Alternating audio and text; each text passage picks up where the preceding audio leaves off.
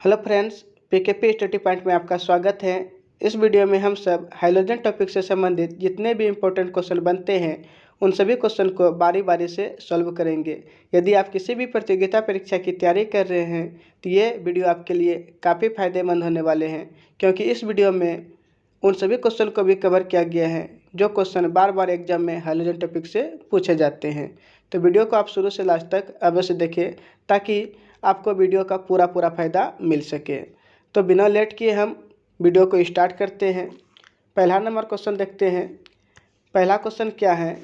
लिखा हुआ हाइड्रोजन एक ग्रीक भाषा का शब्द है। आपसे क्वेश्चन पूछ सकते हैं कि हाइड्रोजन किस भाषा का शब्द है, तो आपको बताना है हाइड्रोजन ग्रीक भाषा का शब्द है। किस भाषा का शब्द है? ग्रीक भाषा का शब्द है। आगे लिखा है हाइड्रोजन का अर्थ क्या होता है, तो आपको बताना है हाइड्रोजन का अर्थ होता है लवण उत्पादन। क्या होता है? लवण उत्पादक, याद रखिएगा।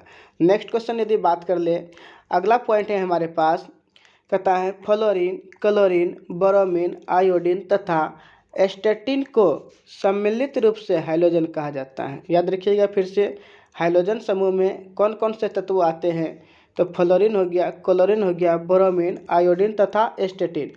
पांचों तत्व को मिला देंगे तो पांचों तत्व को मिलाने के बाद जो समूह बनता है उसको हम हाइड्रोजन समूह कहते हैं। इस बात को आप याद रखिएगा। नेक्स्ट क्वेश्चन देख लेते हैं। अगला पॉइंट क्या है हमारे पास? कहता है हाइड्रोजन तत्वों को आवर्त सारणी के वर्ग 17 में रखा गया है। बड़ा इंपॉर्टेंट क्वेश्चन है, एग्जाम में पूछे गए हैं क्वेश्चन कि हाइड्रोजन तत्वों को आवर्त सारणी के किस वर्ग में रखा गया है, तो इसका आंसर हो जाएंगे वर्ग 17 में, याद रखिएगा। इससे संबंधित अब अगला क्वेश्चन देखते हैं क्या क्या क्वेश्चन बन सकता है एग्जाम में। कहता है क्षारीय धातु को आवर्त सारणी के वर्ग 1 में रखा गया है। तो यह क्वेश्चन पूछे जाते हैं कि क्षारीय धातु को किस वर्ग में रखा गया है, तो आपको बताना है फर्स्ट वर्ग में रखा गया है। नेक्स्ट है क्षारीय मृदा धातु को आवर्त सारणी के वर्ग 2 में सेकेंड वर्ग में रखा गया है। इस बात को भी याद रखिएगा। और अगला पॉइंट है हमारे पास, अक्रिय गैस को आवर्त सारणी के 18वें वर्ग में रखा गया है। किस वर्ग में रखा गया है? 18वें वर्ग में रखा गया है। 18वें वर्ग को शून्य वर्ग भी कहा जाता है। इस बात को भी याद रखिएगा। तो हमें क्या क्या पता चला?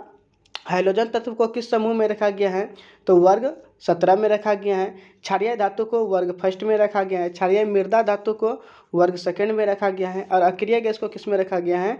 वर्ग 18 में रखा गया है। और वर्ग 18 को हम शून्य वर्ग भी कहते हैं। और यदि बात कर ले कि शून्य वर्ग में जो भी तत्व हैं उन सभी का नाम क्या है, तो आपको बताना है helium, neon, argon, krypton, xenon, radon. अब आया था यहाँ पे बात वर्ग का, तो आधुनिक आवर्त सारणी में वर्गों की कुल संख्या कितना है? 18। और आवर्त की कुल संख्या कितना है? तो आवर्त की कुल संख्या 7 है, याद रखिएगा। आवर्त सारणी का खोज किसने किया? मेंडलीव ने। और आधुनिक आवर्त सारणी का खोज किसने किया? मोसले ने किया था। नेक्स्ट पॉइंट का यदि बात कर ले, तो अगला पॉइंट है हमारे पास, कहता है हाइड्रोजन तत्व बहुत ही क्रियाशील होते हैं, इसलिए ये मुक्त अवस्था में नहीं पाए जाते हैं। तो बहुत सारे ऐसा क्वेश्चन बनते हैं, 4 ऑप्शन रहते हैं। कहता है इनमें से कौन सा तत्व मुक्त अवस्था में पाया जाता है या मुक्त अवस्था में नहीं पाया जाता है। तो आपको उन सभी क्वेश्चन को ध्यान में रखने के लिए, उन सभी क्वेश्चन को बनाने के लिए इन सभी बातों का भी ध्यान रखना पड़ेगा। हाइड्रोजन तत्व को तो आपको याद रखना है कि हाइड्रोजन तत्व मुक्त अवस्था में नहीं पाया जाता है, क्योंकि हाइड्रोजन तत्व बहुत ही क्रियाशील होते हैं, याद रखिएगा। नेक्स्ट क्वेश्चन का यदि बात कर ले, अब देखिए हाइड्रोजन में जो था फ्लोरीन, क्लोरीन, ब्रोमीन, आयोडीन तथा एस्टेटिन, तो उन सभी के बारे में हम बारी बारी से पढ़ते हैं। अब कहता है फ्लोरीन का संकेत क्या होता है? तो फ्लोरीन का संकेत F होता है। और परमाणु संख्या की यदि बात करें तो परमाणु संख्या कितना होता है? 9 होता है। इस बात को आप याद रखिएगा। अगला पॉइंट का यदि बात करें, कहता है सर्वाधिक विद्युत ऋणात्मक वाला तत्व कौन सा है? तो आपको बताना है सर्वाधिक विद्युत ऋणात्मक वाला तत्व फ्लोरीन है, ठीक है। और यदि क्वेश्चन पूछ लेंगे कि फ्लोरीन किस अवस्था में पाया जाता है, तो फ्लोरीन गैसीय अवस्था में पाया जाता है। किस अवस्था में पाया जाता है? याद रखिएगा, गैसीय अवस्था में पाया जाता है। उसके आगे यदि बात कर ले नेक्स्ट, तो फ्लोरीन के बाद आता है क्लोरीन का नंबर। तो क्लोरीन का संकेत क्या होता है? तो क्लोरीन का संकेत Cl होता है। और क्लोरीन का परमाणु संख्या कितना होता है? तो आपको बताना है 17। क्लोरीन का संकेत Cl और परमाणु संख्या कितना होता है? 17 होता है।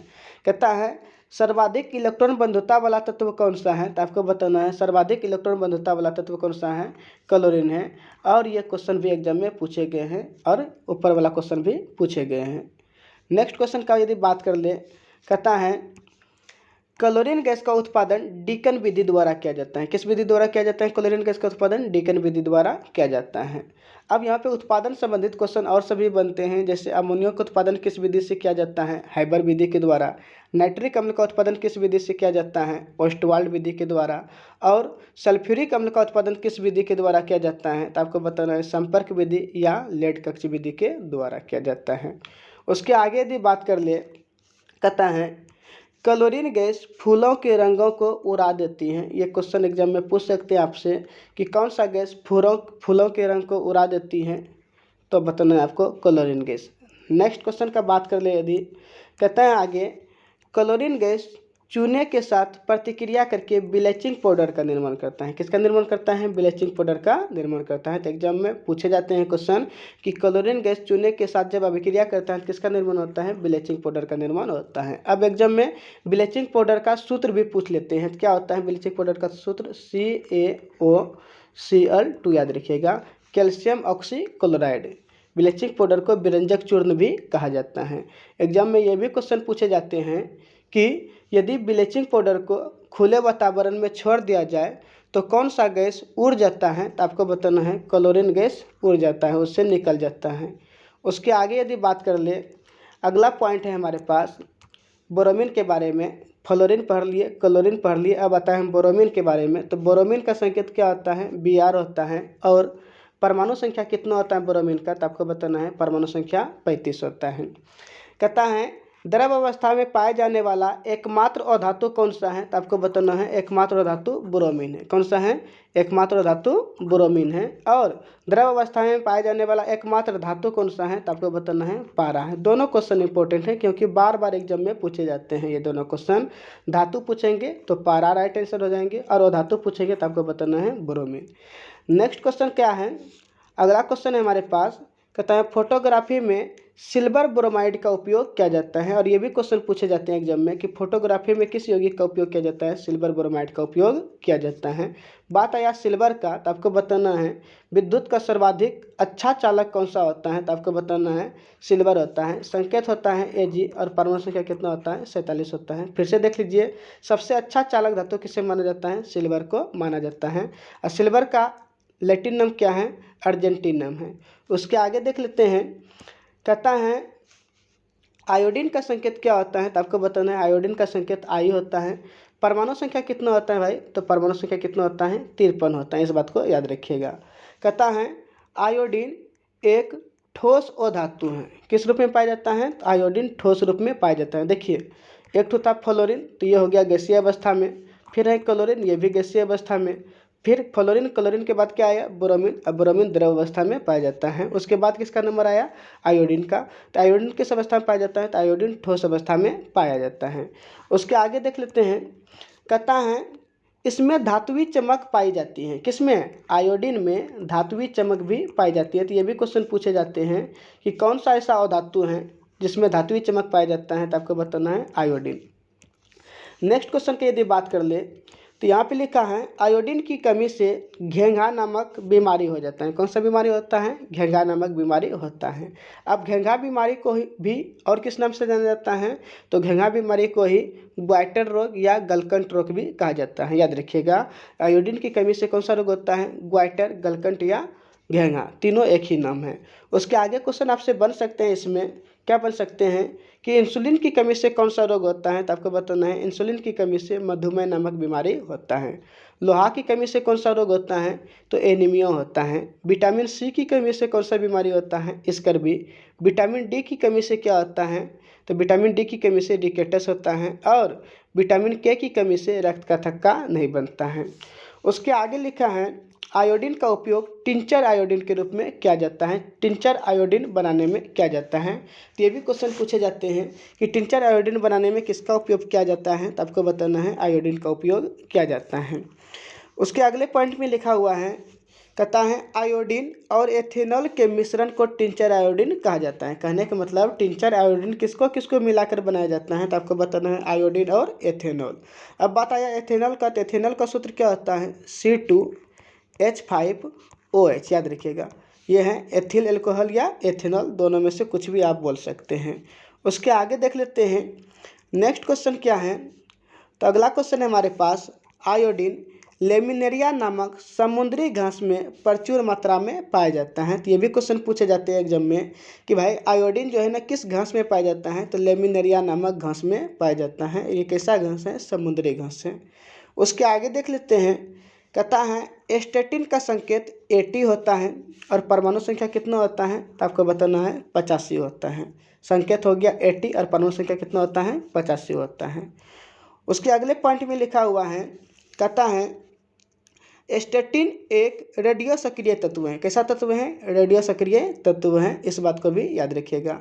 और रेडियो सक्रिय तत्व किसे कहा जाता है, वैसा तत्व जो स्वतः विखंडित होता है, समझ रहे हैं ना, जिससे अल्फा बीटा और गामा किरणें निकलते रहती हैं, उसको कहते हैं रेडियो सक्रिय तत्व। उसके आगे देख लेते हैं, कहता है कांच पर लिखने के लिए हाइड्रोफ्लोरिक अम्ल का उपयोग किया जाता है। ग्रुप डी का क्वेश्चन है, याद रखिएगा अच्छी तरीके से। कांच पर लिखने के लिए किस अम्ल का उपयोग किया जाता है, हाइड्रोफ्लोरिक अम्ल का उपयोग किया जाता है। नेक्स्ट क्वेश्चन का यदि बात कर ले तो अगला पॉइंट है हमारे पास, कहता है डाइफ्लोरोमीथेन को क्या कहा जाता है, तो डाइफ्लोरोमीथेन को फ्रियोन कहा जाता है। और अगला पॉइंट में लिखा हुआ है कि फ्रियोन का उपयोग प्रशीतक के रूप में किया जाता है। बड़ा इंपॉर्टेंट क्वेश्चन है कि फ्रियोन का उपयोग कहाँ किया जाता है, प्रशीतक के रूप में, या प्रशीतक के रूप में किसका उपयोग किया जाता है, तो आपको बताना है प्रशीतक के रूप में फ्रियोन का उपयोग किया जाता है। अगला यदि बात कर ले हम, तो लिखा हुआ है यहाँ पे, कहता है हाइड्रोक्लोरिक अम्ल को म्यूरेटिक अम्ल भी कहा जाता है। कौन सा अम्ल कहा जाता है, म्यूरेटिक अम्ल भी कहा जाता है, याद रखिएगा। हाइड्रोक्लोरिक अम्ल का सूत्र यदि देखें क्या होता है, HCl होता है। और सल्फ्यूरिक अम्ल का सूत्र क्या होता है, H2SO4 होता है। सल्फ्यूरिक अम्ल को रसायनों का सम्राट कहा जाता है, इस बात को भी याद रखिएगा। और इसे कशिश का तेल भी कहा जाता है। नेक्स्ट यदि बात कर ले, यहाँ पे आया था अम्ल का, तो कहता है अम्लीय विलयन का pH मान कितना होता है, तो अम्लीय विलयन का pH मान 7 से कम होता है। क्षारीय विलयन का pH मान कितना होता है, तो क्षारीय विलयन का pH मान 7 से अधिक होता है। यहाँ 7 नहीं लिखा है, मिसप्रिंट हो गया हमसे, माफ़ कीजिएगा। तो क्षारीय विलयन का pH मान कितना होता है, 7 से अधिक होता है। और उदासीन विलयन का pH मान कितना होता है, तो उदासीन विलयन का pH मान 7 होता है, याद रखिएगा।